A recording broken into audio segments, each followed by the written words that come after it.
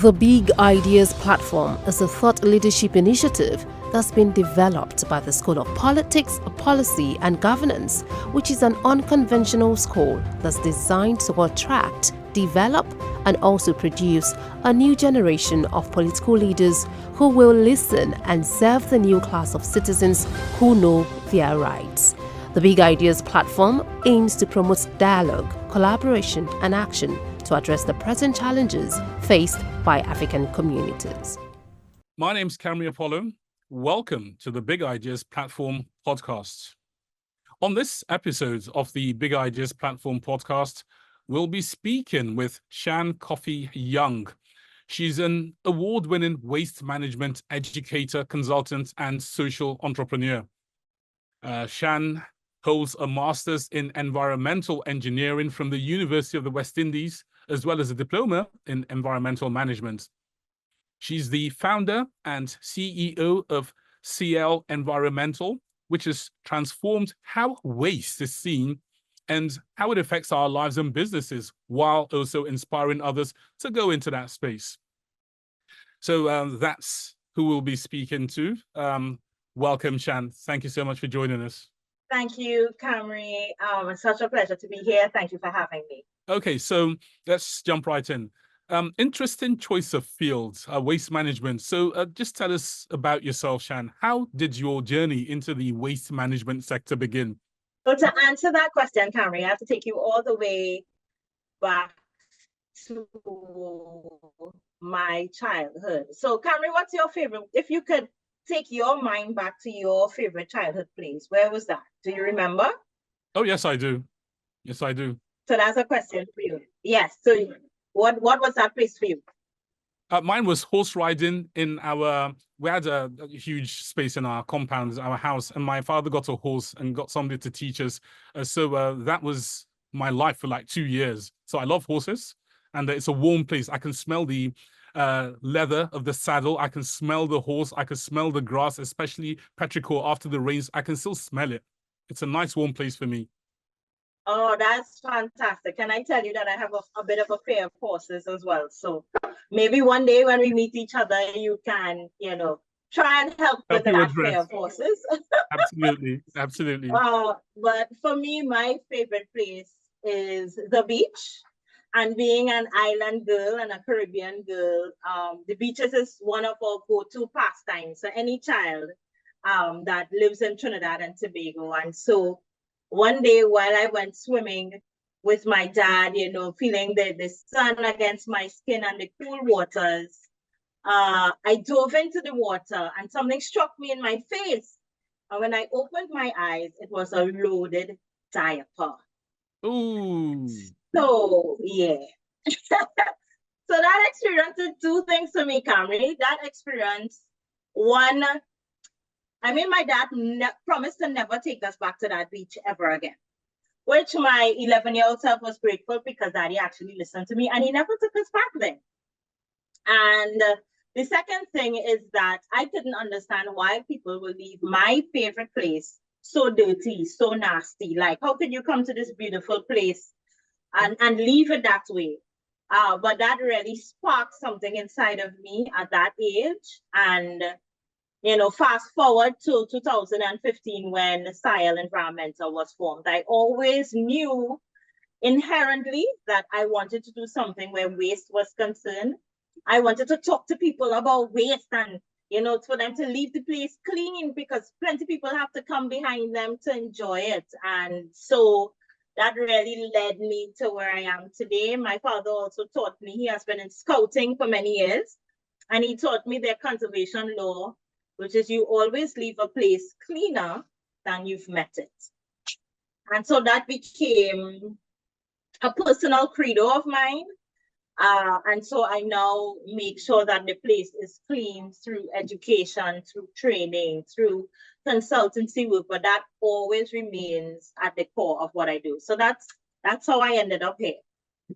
That's interesting. Well, I'll say this, Sian.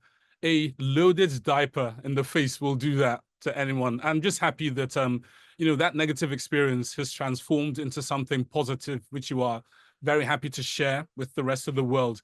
And I never actually thought about this other thing you mentioned, where you said you were taught by your father to leave a place cleaner than you met it.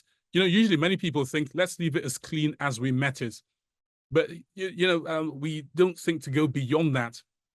You know, beyond picking up after myself, what else can I do to make it a bit cleaner than how I met it? I think that's a very important message, especially for young people watching this podcast. I hope they take it We to could heart. not, Cameron, we could not go out and let's say you go to a restaurant to eat and the people may have left their trays behind or their plates behind. My father would make us, when I say us, my brother and I, pick up those people's plates, put Wow. them away, wipe the table, then sit down. Wow. That is something that we grew up with. So it's now that I'm a parent, you know, that's what I teach my own children. You know, you leave the place cleaner than you've met it. Not because you met, you know, it looking a certain way, that's the way that it must remain. And so the word cleaner than you've met it is something that I was like, oh gosh, Daddy, we have to pick that up. He's like, yes, because what did I teach you? And we'd have to recite it, you know, as Wow. a public reminder. So we need to leave the place cleaner than we've met. I still do that. Sometimes my husband is like, oh gosh, just leave it. And I'm like, no, my father will not allow me. I cannot just leave it there. So let's come now to Sile Environmental Services Limited. You've talked about what puts you into this sector. So tell us a bit more about the company, what you're doing with it, and what you set out to do with it. Are you achieving your goals with why you set out? Thanks, Cami. So our mission at Sile is to transform the way you think and act towards waste. And we do that through what we call our 3 buckets, right? So first we have our waste education and literacy program that we run for children and youth. I'm also a children's book author, and the book is called Kai's Magical Adventures, Where the Garbage Goes. And it's really because my daughter was asking questions like, Mommy, what actually happens to my garbage after I throw it away? Like, where does it go? Where does the truck go? I know it doesn't just disappear. So I wanted to be able to answer that question for her and the many other children that I was interacting with, because I would do a number of school talks and presentations, primary school, secondary school. And so I wanted to be able to leave them with a tangible answer. Then the second bucket is our training bucket that we provide for individuals and businesses. So we have our flagship course, which is home composting for tropical climates, if anybody's listening, and always wanted to learn how to compost at home and lives in a tropical climate, because our issues are slightly different than those who live in temperate climates who experience winter and so on. We don't have winter in the Caribbean region. It's either hot sun or lots of rain. Okay, so does that mean goes. decomposition is quicker in the tropics than it is in temperate climates? It tends to happen a lot faster, but it also means that our moisture content is a lot higher. So you have to pay attention to those 2 things, especially when composting in tropical climates, right? So we have that course. It's very simple, easy to use. You can get started almost immediately after doing it. It's 100% online and self-paced. But we also do in-person training programs as well on various issues: circular economy, food waste management, general waste and sustainability, because companies like to teach their staff about waste management and transitioning the actions in the office to when they go at home. So that's something that we also do.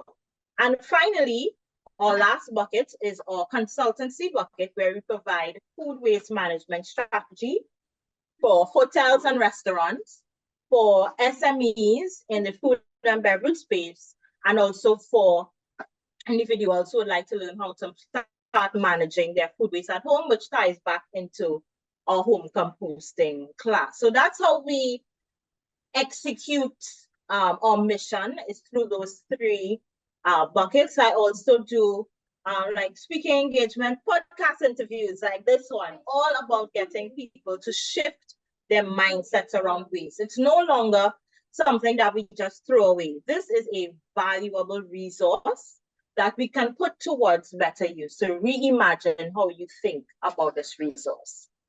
Let me go back to one of your buckets, education. How is that coming along? Are people keying into it? Do you target a broad spectrum of people? Do you have a strategy for education? How is that coming along? Are people interested, or are we focused on how do I make a living? How do I pay the bills? How do I, address all the other challenges that come with everyday living? That's an excellent question, Camry. I think, and the real answer is that yes, people are focused on how do I make a living? How do I pay the bills? But at the end of the day, people also need to realize that in order for you to make a living and in order for you to pay the bills, the environment needs to be conducive to that, the natural environment. If there was garbage strewn everywhere, they had nowhere to walk, the garbage trucks weren't coming, then we'll all be complaining about something different. Then it moves from how do I make a living to who's going to clean up the place. We have our respective responsibilities. However, we cannot neglect our connection to the environment. So the education part, that's why, one, I love working with children because they're malleable. They have an innate understanding of what it means to love their planet and wanting to do better. Because as I've realized from the work that I've been doing, it is the adults in their lives who tell them differently. So when I ask them if littering is a bad thing or good thing, they would say, no, miss, it's a bad thing. And then they will give me all the reasons why it is bad. And then they will say, but mommy or daddy tells me to just drop the paper on the ground. So now they don't want to be disrespectful. So they listen to the adults in their lives. But they inherently know what's right and what's wrong. They know they're not supposed to be throwing their stuff on the ground. They know that. So that's one reason why I love working with children and young people. The adults, I know that I can't, it's almost impossible for me to reach everybody. One, the law will have to do what the law does, which means there are those people who may not listen to somebody like me, but if it's illegal to drop something on the ground, because we do have a litter act, so it is illegal, then they will be penalized accordingly. Our issue is that we have a lack of enforcement of these laws. So people get to do things all willy-nilly, but there is a need for that to work. So I don't ignore the relevance of the law. And then there are those who may have traveled, who may have had experiences, who realizing that, you know what, I can really continue to not pay attention to the planet. And you see that what Shan is saying, that makes sense. Because I have friends who say, Shan, I never used to separate my recyclables before you. Every time I think of throwing a plastic bottle in the bin, I always see the little Shan on my shoulder tell me, don't you dare do that. No. So it is working. I also understand that it is a slow process. Education does not happen overnight. I'm not going to be an overnight success or overnight sensation. It is going to take time. It's going to take effort. Now, conversations around climate change appear to dominate the global space. Is this taken away from the importance of waste management? Is there a nexus between the two? Oh, yes. I always say that waste is the last of the climate change table, but it's the most pervasive. It really is not always a part of the climate change discussion. When we think climate change, we think greenhouse gas emissions, we think energy, renewable energy, and things like that. But I've been a part of a group of people for many years that have been championing and advocating for waste management to be placed higher on the climate change agenda. It seeps and it interacts with almost every aspect of climate change that there is, if you think about it, right? You know, if garbage is not collected for 1 month, if you were told you could not take your garbage out for 1 month, it has to stay in the house, how would people feel about that? Horrible condition. What would they say? Horrible. Nobody wants to be in that environment. And so we cannot be reactive. I feel like we're still too reactive as it pertains to managing waste. I understand that waste is a wicked problem.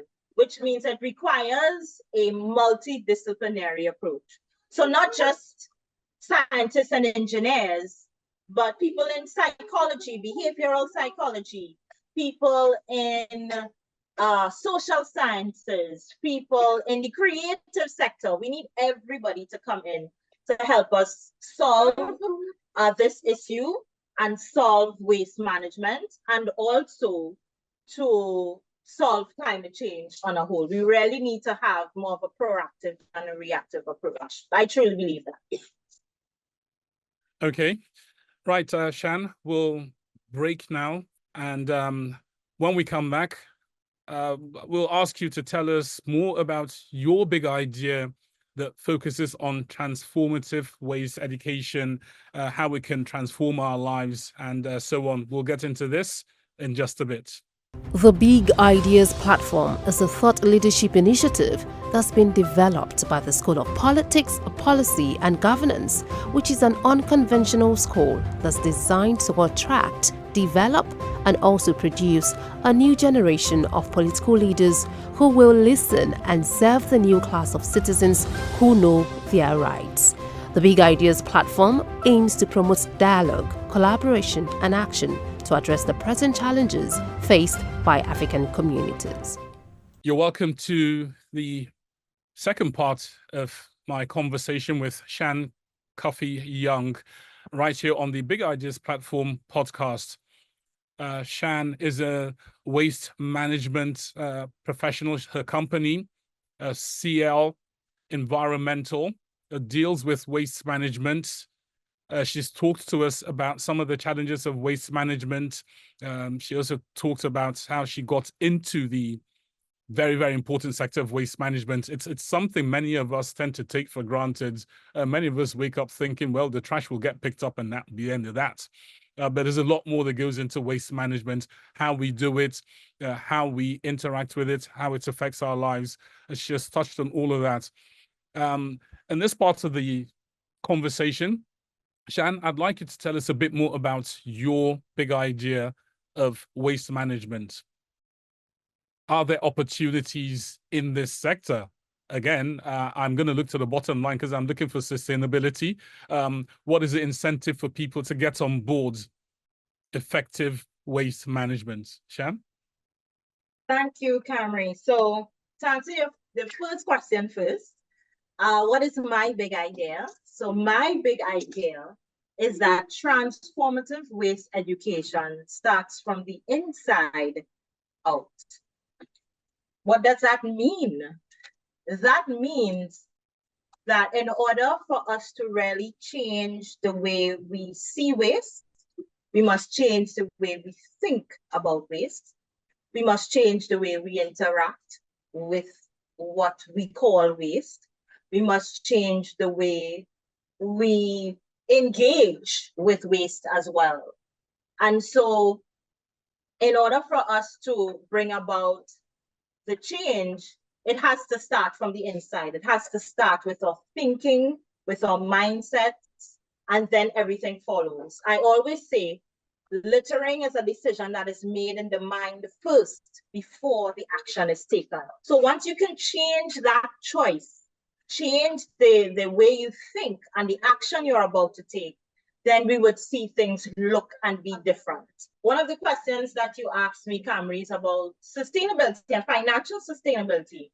Waste management for years, and I mean, I'm probably giving people, I used to like to watch like gangster movies and stuff in the beginning, right? All of those old movies about, you know, the mafia and that life. One of the things that they always had, Camry, and people who are listening, you all could tell me if I'm wrong. One of the things they all had is that they had a waste management company. They had garbage trucks. Waste management is a money-making business. One of the largest waste management companies that is listed on the New York Stock Exchange as a publicly traded company is a waste management company. As an entrepreneur, as a social entrepreneur, funding is always an issue. It is something that we all ask any entrepreneur, ask any social entrepreneur in this space who wants to grow, who wants to scale. What is the one thing that is holding you back? and its funding. So as much as we have created business streams, because we are a for-profit social enterprise, so we do sell our products and services to be able to sustain ourselves. What we would also like is to be able to receive funding, to get a capital injection, to be able to scale. Because we're not scaling as we're scaling slowly, which some might say is not a bad thing, Sian. But for us to be able to have, I've always been a big thinker, visionary thinker. So for me to have the kind of impact that I want to have, I need to go big or go home. That's just basically it for me. But there's room for growth. There's so much opportunities. I'm always so excited when I hear entrepreneurs coming into this space and doing things with crayons, or doing things with discarded textiles, or doing things with food waste or plastics. I mean, the list with wood waste, the list goes on and on, but it is left for persons to see the opportunity, see that it's a viable space. But yeah, there's opportunity. It's just for people to see them and to capitalize on. Okay, you touched on technology, and you also talked about it depends on where we are. So I want to bring it to the African continent where I am. I don't know how familiar you are with some of our technological levels of development. We have huge infrastructural deficits in technology and quite a few areas. Can technology, from what you know about Africa, can technology influence waste management practices on the African continent, do you think, given the level of technology we are currently at? Yeah, I definitely think so. I mean, I am super excited to see the technological advances that are being made on the continent right now. I think people underscore you guys a lot, and which I don't understand, but anyhow. What I like to see and what I like to encourage is that we always incorporate culturally who we are and let that lead our technological advances. So let it be done by us, for us, not something that is taken from global north and just dropped into our respective countries and we have to use that. No, let us use who we are. Let us use the cultures from which we come from to help us to push our technological advances, to be incorporated, because then it is truly representative of who we are, and it helps us to continue to be leaders in this space. So that's what I would say to that, to the technology question. Interesting. So basically homegrown solutions that are brought up to date using our available understanding of technology. All right. So what advice, Sian, would you give to individuals, people watching this podcast now? What advice would you give those who are interested in going into the waste management space?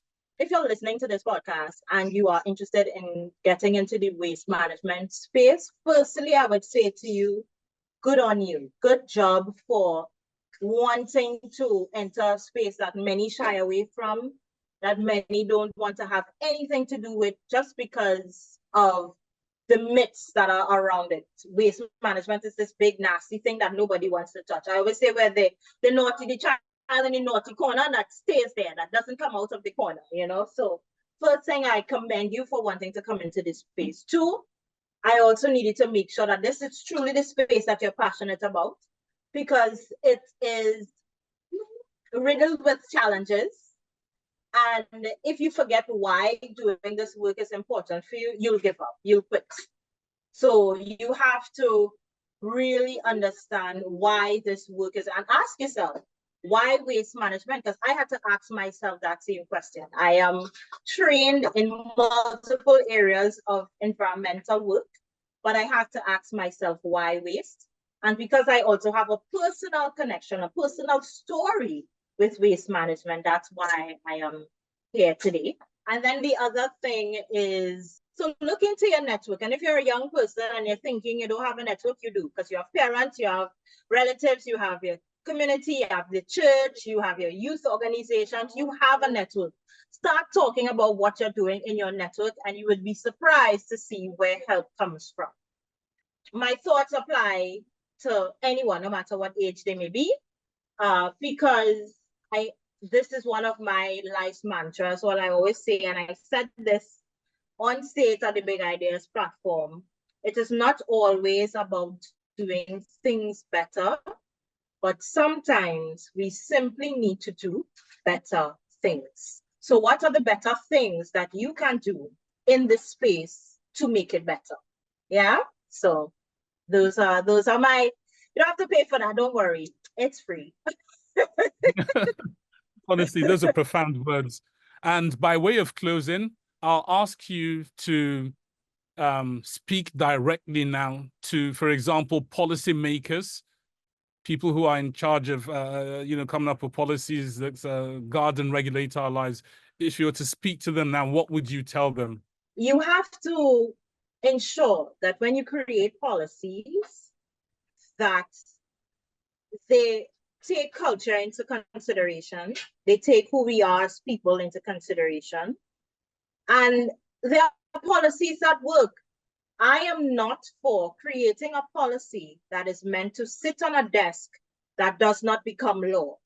We have to move faster from creating these policy documents to enforcing and enacting legislation. That is what is going to help us move from where we are to where we need to be. So for policy leaders to take that to engage the stakeholders, not because it's a box to tick, but truly engage the stakeholders, engage the necessary people, because oftentimes you'll always hear, oh, nobody consulted us about that. We don't know about that policy. We don't even know if it will work. Because you're talking to the wrong people. Talk to the right people. Engage the stakeholders who, and also the communities who stand to be affected, whether positively or negatively, by the creation of that policy. And also to, make sure that they're enforceable, that they're enactable, and they work. And they work. As my Spanish colleagues say, punto final, and they work. And that's the end. So I'm on Facebook and Instagram at SIELTT. If you want to connect with me directly, I am on LinkedIn. You can search for me by name under Sian Young. The company is also on LinkedIn at Style Environmental Services Limited. Feel free to take a listen to our podcast as well as called Do Better Things, available on Spotify. And send me a message. Feel free to connect. I'm all about growing and expanding my network as well. So looking forward to connecting with you. And thank you again for this amazing conversation. All right. Thank you so much, Sian Cuffy Young, founder and CEO of CL Environmental. It's been very, very educative speaking with you on waste management, the importance of it, and its potentials as well. Thank you so much, Sian.